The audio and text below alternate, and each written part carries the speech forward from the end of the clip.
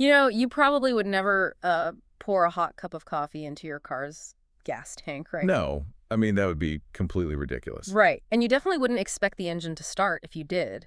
Yet, if you think about it, every single week, nearly 1 billion of us are doing like the exact digital equivalent of that with ChatGPT. We really are. We're feeding it the totally wrong fuel. Exactly. We're asking it to do things it was just never built to do. And it's simply because, well, we don't actually know what is happening under the hood. I mean, for you listening right now, you hear about it constantly. You might even use it for work every single day. But there's still that lingering feeling, Yeah. right? Yes. That quiet suspicion that you are interacting with like some kind of magic black box. Which, leads directly to the sheer frustration so many users experience. Yeah. I mean, if you expect a car to fly, you are going to be incredibly disappointed when it only drives down the road.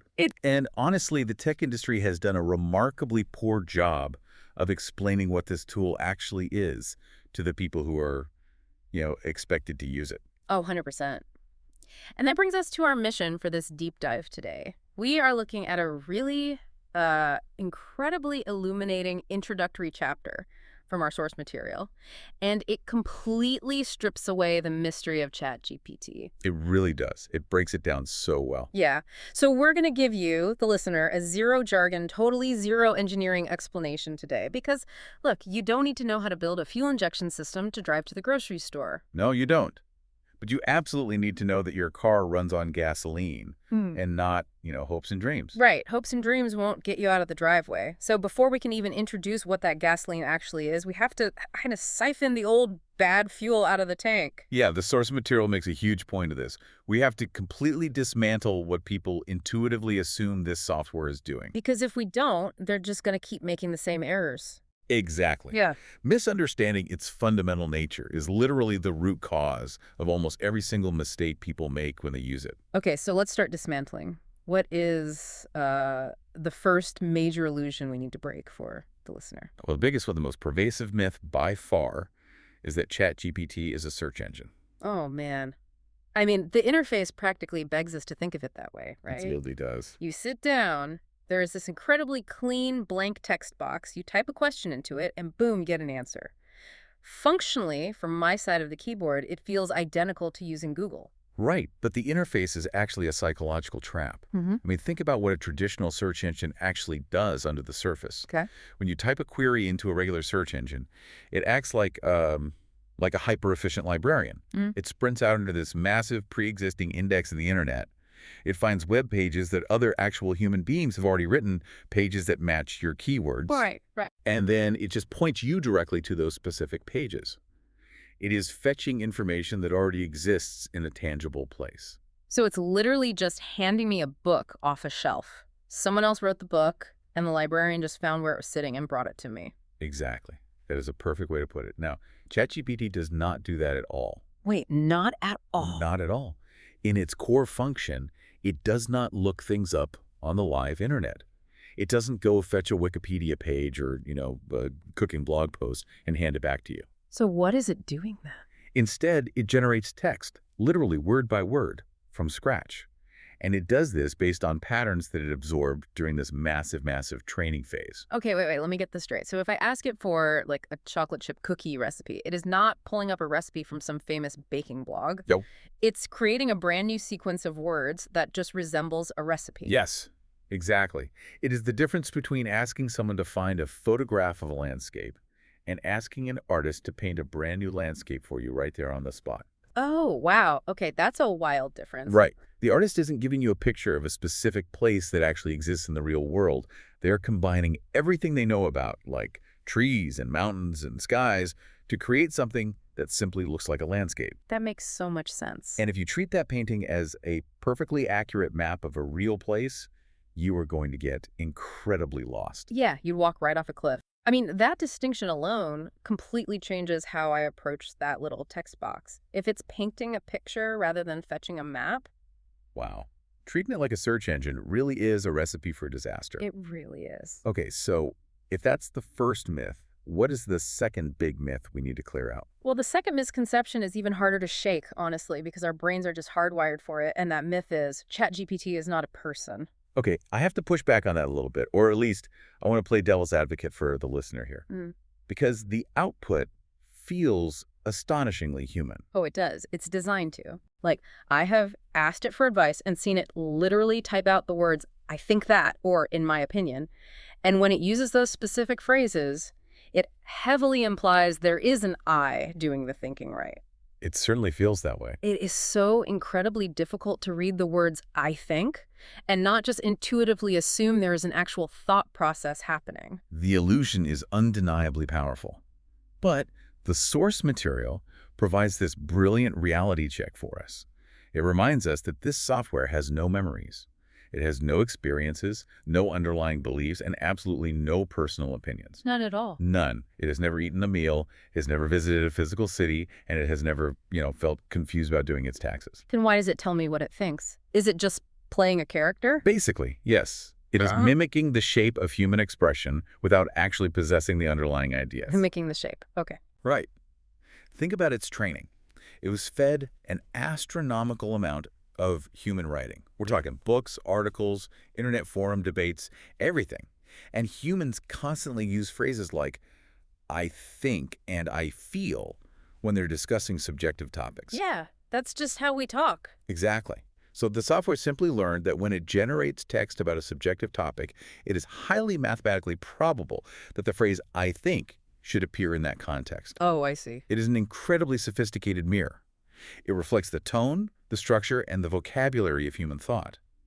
But the mirror itself is not thinking. Man, that's kind of eerie when you put it like that. Okay, so we have established it isn't fetching information from the web like a librarian, and it isn't a conscious entity forming opinions like a person. Right. That leaves a massive glaring question. How on earth is it actually generating thousands of words of coherent, helpful text? Like, what is actually turning the gears in there? To understand the engine, we have to introduce the actual technical term for what this software is. It's called a large language model, or you'll often hear it abbreviated as an LLM. Large language model. Okay, let's break that down into plain English for someone who, has never written a line of code in their life. Sure. So large simply refers to the almost incomprehensible scale of the data it consumed. Just huge amounts of text. Right. Language refers to what that data actually was. It was text from all across the internet spanning thousands and thousands of topics. And model just means it is a mathematical representation of how all that text fits together. So it's just math. It is. By digesting billions of pages, it learned the deep statistical patterns of human language. Wait, so it doesn't learn facts, it just learns patterns. Yes. And this is the foundational rule you have to just burn into your memory. It's not thinking, it is predicting. Predicting. Okay, let's make that concrete, because predicting still sounds a bit vague. Okay, the most accessible analogy is the autocomplete feature on your smartphone. Oh yeah, we all use that. Right. When you are texting a friend and you type the words, I am on my, your phone pops up a little suggestion for the word way. Because it has seen me type that exact phrase like 100 times before. Exactly. Your phone's simple software calculates that after on my, the highest probability next word is way. Right. Well, ChatGPT operates on that exact same core principle. The difference is just the staggering scale. Oh. It doesn't just predict the final word of a short text message. It predicts the next word, and then it recalculates the entire context to predict the word after that and the word after that. And it just keeps going. Right. It loops endlessly at lightning speed until it has generated entire paragraphs, or explained complex legal concepts, or drafted a completely professional email. I want to build on that concept because I think it is so central to using this tool correctly. It is basically like the ultimate undisputed world champion of the game Mad Libs. Or, fill in the blank. That's a great way to think about it. Yeah. But here is where we have to shift our perspective, right? Because when humans play a fill-in-the-blank game like Mad Libs, our goal is usually to put the weirdest, funniest word in the blank space to get a laugh out of our friends. Sure, yeah. But this software is mathematically engineered to do the exact opposite of that. How do you mean? Well, it is designed to find the absolute most boring, statistically obvious word to fill that blank. Oh, I see where you're going. Like, if I feed it the start of a famous sentence, the quick brown fox jumps over the lazy. It mathematically knows the next puzzle piece is dog. Right. Not because it has ever seen a dog or knows what a mammal is or even understands the physical concept of jumping. It just knows that in the billions of pages it read, the sequence of letters forming the word dog That, almost universally follows that exact string of preceding words. that is a phenomenal way to visualize the mechanics. It really is. It is essentially solving a massive math equation where the answer is just the highest scoring probable word. That's wild. Right. When you ask it to explain quantum physics to a 5-year-old, it isn't like referencing some mental encyclopedia. It is calculating. It's asking itself, based on all the text I have ever seen about quantum physics and all the text I have seen aimed at young children, what is the most statistically likely sequence of words that combines those two patterns? It is not thinking, it is predicting. I feel like that single sentence really does change the entire relationship you have with that text box. It should, yeah. But, mathematical probability engine is still a bit abstract for the average Tuesday morning when you are just trying to get through your emails, right? Yeah. The listener needs a really practical mental model to hold on to when they sit down to type a prompt. And thankfully, the source material provides a brilliant, highly functional mental model for exactly this purpose. Awesome. What is it? Whenever you use this tool, you should imagine you are interacting with the well-read intern. The well-read intern, I love that. I can picture them immediately. Young, wearing a slightly oversized suit, clutching a notepad, looking terrifyingly eager on their first day at the office. Exactly. Picture that intern. But imagine they spent their entire college career locked in a basement library doing absolutely nothing but reading. Just reading constantly. Yes, they have read the textbooks for every single major. Hmm. They have read about neurosurgery, corporate law, 18th century European history, Python programming, French baking, you name it. So they have this absolutely encyclopedic vocabulary. I mean, you could strike up a conversation with them about almost anything and they would sound like an expert. They would sound incredibly authoritative. But here is the critical catch. They have never actually done any of it in the real world. Right. They have never held a scalpel. They have never argued a motion before a real judge. They have never debugged a live server.